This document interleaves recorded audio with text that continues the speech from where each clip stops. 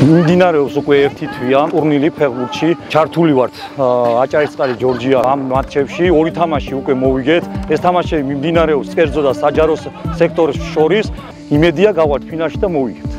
2015 წლიდან მოყოლებული შვახებში რეგულარულად ყოველწლიურად სეზონურად რა თქმა უნდა იმართება თამაშების სპორტის ამ სახეობაში და საბედნიეროდ მოაღწიეთ დღემდე. ადრე თამაშობდნენ მუნიციპალიტეტის ტერიტორიაზე დაფიქსირებული, ანუ დარეგისტრირებული გუნდები, მაგრამ წელს შეიცვალა დამოკიდებულება თამაშებისადმი, რადგან ჩვენ გვაქვს დასავლეთ საქართველოში ერთ-ერთი საუკეთესო საფეხბურთო მოედანი, გამომდინარე აქედან მიიღო ადგილობრივი მომსახურება იმ ძველმა გუნდებმა, რომ ჩაეტარებინათ კომერციული საქმიანობის სახის თამაშები, რომელიც ითვალისწინებს რას?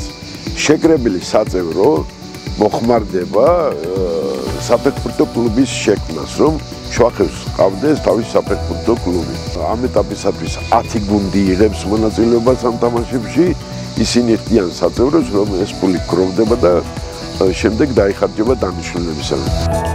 საჯარო სექტორთან ერთად კერძო სექტორის დამოკიდებულებაც მინდა შევაქო. შეფესე აჭარისწყალი ჯორჯია ერთ-ერთი მოთამაშე გუნდი გამოყავს მას.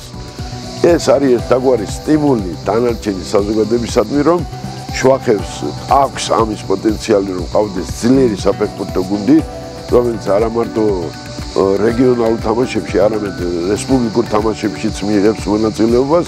ამ ეტაპისთვის ჩვენ არანაირი ფეხბურთელების მოწვევა არ გვჭირდება.